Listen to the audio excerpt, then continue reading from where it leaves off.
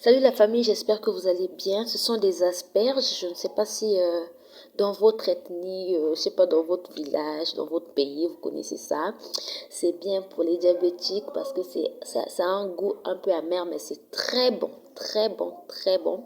Je vais vous montrer comment on prépare ça parce qu'il y a beaucoup de gens qui ne savent pas comment on prépare ça. À Brazil, on appelle ça des asperges ou encore un chigna, mais à Kinshasa, je ne sais pas comment on appelle ça. Dans votre pays aussi, là où vous vous trouvez, je ne sais pas.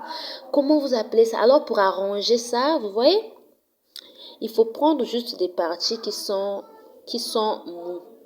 Voilà, comme là, c'est bon. Ça veut dire que l'autre partie-là n'est plus bon. On prend juste la petite partie-là et on met dans la cuvette. Ça sera comme ça.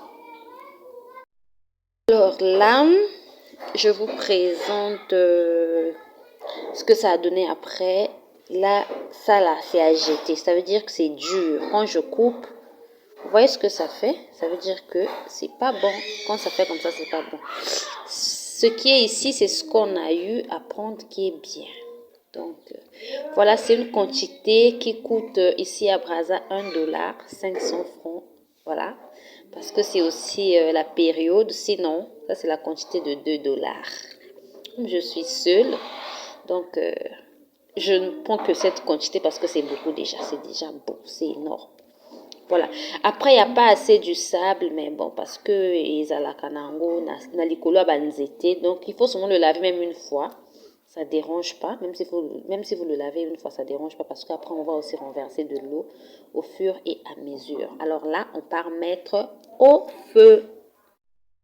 Là, nous allons mettre dans la marmite, mais s'il vous plaît, ne mettez jamais, mais jamais le sel avant.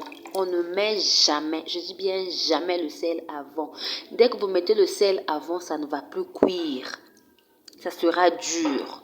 Si vous voulez que ça puisse cuire normalement, alors là, il faut jamais mettre le sel. Donc, on va attendre 45 minutes et puis nous allons changer de l'eau. Mais sinon, quand nous allons changer de l'eau, nous allons encore remettre au feu pour que ça ne soit pas amer. Comme moi, je prépare ça au même moment, le même jour et je mangerai ça aussi le même jour. Mais sinon, notre cuisson peut prendre même 2 heures de temps parce que c'est quand même dur. Et puis, je mets ça sur le plaque et mon plaque ne prend pas. On dit comment? Une plaque, un plaque. Bon, je sais pas.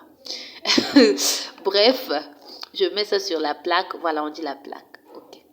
Je mets ça sur la plaque. Donc, ça peut prendre 1 heure du temps pour la cuisson, voire 2 heures. 1h30, 2 heures. Mais de toutes les façons, quand ça sera prêt, je vous montrerai comment, parce que là, c'est dur, vous voyez, c'est très dur. Là, j'appuie, c'est dur. Et quand ça sera prêt, lorsque je vais appuyer, ça sera mou. Donc, on se dit à plus tard. Là, je vous montre, j'ai changé de l'eau parce que ça a vraiment, vraiment bouilli. Attendez, vous allez voir que on change de l'eau si vous sentez que il commis pété. Vous voyez? Et vous changez de l'eau parce que vous voyez, l'eau est devenue noire. C'est ça qui fait que les asperges soient vraiment amères. Donc, il faut changer de l'eau. C'est à partir de là aussi que je vais rajouter le sel. Vous voyez? On ne met pas le sel au départ. On met le sel maintenant. Là, je rajoute le sel. Je mets un peu de sel. Pour ceux qui ont des alimentations non salées, vous pouvez rajouter un peu de sel lorsque vous allez commencer à faire la sauce. Mais sinon, moi, j'ai mis là. Parce que après, l'eau là aussi, je vais renverser. Et je vais encore relaver parce que je suis en train de préparer et manger le même jour. Genre, en fait, en espace de quelques heures seulement. Donc, c'est ça mes étoiles. Donc, on se dit à tout à l'heure après la cuisson vraiment. Parce qu'il y a d'autres qui sont encore un peu durs, vous voyez. Un peu dur, mais ça va quand même. Donc on se dit à tout à l'heure. Alors là c'est prêt, vous voyez comment ça bouille. Là c'est prêt, ça a même changé de couleur. Donc ce que je vais faire, je prendrai ça et je mettrai ici pour que je change de l'eau et que je nettoie encore. C'est-à-dire nettoyer, c'est pas relaver, non, mais changer de l'eau en fait. Mais il faut le faire doucement parce qu'en ce moment-là, ça devient très fragile. Donc, si vous appuyez fort, ça va... le banini. Hey, en français. Ah, mes étoiles, voilà. Bon, on se dit à tout à l'heure. Alors, voilà.